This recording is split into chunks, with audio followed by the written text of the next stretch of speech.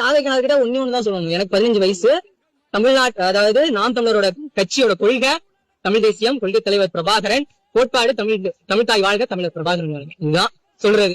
அவங்க கிட்ட வந்து எப்படி சொல்றது, கடந்து வந்துடணும். அவங்க கிட்ட சொல்ல போனா கடந்து வர கண்டிப்பா வந்திருக்கு. என்ன பண்ணீங்க அந்த சண்டையில? அந்த சண்டையில என்னன்னா, சீமான் என்ன பெரிய ஆளா அந்த மாதிரி எல்லாம் வந்து அந்த அளவுக்கு சீமான் என்ன பெரிய ஆளா அவங்க கிட்ட மௌனமா வந்துடலாம். அலெக்சாண்டர் சீமான் மாமா சொன்னது அலெக்சாண்டர் சொல்லிருக்காரு, இந்த மாதிரி ஒருத்தன் உங்ககிட்ட வந்து சொல்றானா அவங்ககிட்ட நீ என்னத்தை காட்டணும், காட்டுறேன்னு சொல்லிட்டு சிரிச்சுட்டு போக வேண்டியதான். அவங்களுக்கு இருக்கிற அறிவு அவ்வளவுதான்.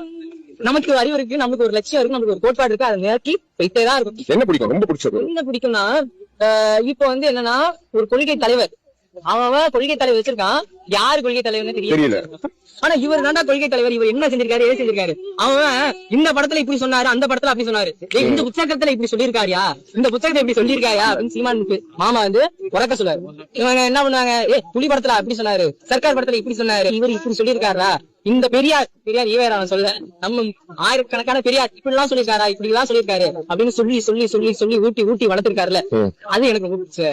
இப்ப என்னால என்ன முடியும், அப்படியே போய் ஓட்டி கேட்க முடியும். யாராச்சும் புரிதல் எடுத்து கிடந்தாங்கன்னா அவங்ககிட்ட போய் புரிதல் வந்து செலுத்த முடியும், நோட்டீஸ் வந்து போய் கொடுக்க முடியும். எவ்வளவுக்கு எவ்வளவு இந்த நாம் தமிழர் கட்சியை சென்று நான் வந்து பரப்புரை பண்ண முடியுமோ, என்னால முடிஞ்ச என் வயசுக்கு தகுந்த 15 வயசு தான், என்னால முடிஞ்ச பங்களிப்பை நான் வந்து நாம் தமிழர் கட்சிக்கு கொடுத்துட்டு தான் இருக்கேன்.